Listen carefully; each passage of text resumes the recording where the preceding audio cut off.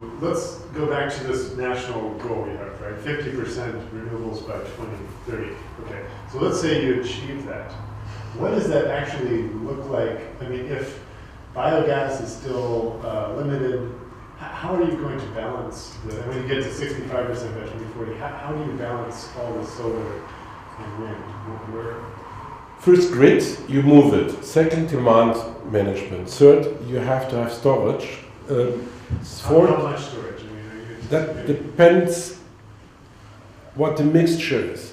If you have very much photovoltaic, you have to have storage which you can go over months. Right. If you have more wind, you have less problems with going over months. You have storage which goes over hours, 10, 12 hours. Let's assume you have an intelligent mix, which is hard to know and to see. Let's assume it. Then we will have a mixture of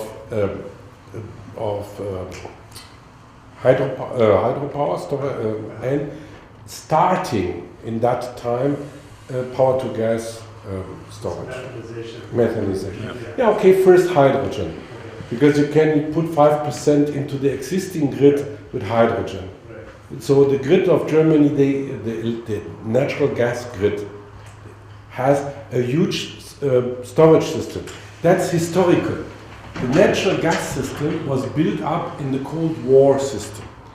And it was law that they have 6 weeks of reserves if the Russian closes. That's also the reason why we know that but we still have the 6 weeks. Yes, so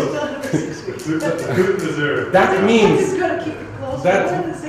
but that means that you have a gas system which and that means without any additional cost you could put into that power to gas, first hydrogen, then methanization, and then the curves will more and more you substitute natural gas with renewable natural gas, renewable method, okay? The nice thing is that you can use your gas utilities. You don't have stranded investments. You can use it in a heating system, and you can use it also for all your cogeneration that we are building now up. So the idea is that if you would go to a gas system as transformation part, then it is also valid in the year 2040 and 50 because you have the renewable gas. So you don't, it's from let's say, small economic calculation, probably even the cheapest. Even if the gas is expensive, it is the cheapest because you don't have to invest in the second infrastructure. That was the reason why we started to look at the storage systems today. What you have here is 1 year. And what we have there is the surplus and the deficits. The red one are the deficits. So that means that the renewable energy system, the 100% renewable energy system, produces too low. And the blue one is when it produces too much. So, and then you ask yourself, what are the storage systems that are existing? And this is the storage system we have today, pumped storage system today. It's too small. Clearly? Okay? This is if we would have 42 million electric cars.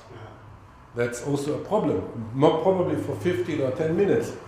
If there are enough cars there, you can help it. But it doesn't solve the problem because people are driving, they need also electricity, all these things. That's one of the reasons why we said, okay, we have to find something else. This is the pumped storage of Norway. So Norway can be a solution sometimes, but the potential, yes, theory, yes. And this is the capacity of the gas grid today. So if you look at these sizes, only from imagination, you know why we said, okay, hydrogen and power to gas is the solution. And not because we are gas fans or like that. It's a drop-in fuel, so you can start with 1% and end at 100%. It is something where you don't have an additional costs. So you have to look, clearly it is not the energy efficient, the most efficient way. But from an effectiveness of the whole system, of transforming the whole system, it is that where we can transform fastest. That's the reason why we're going for that.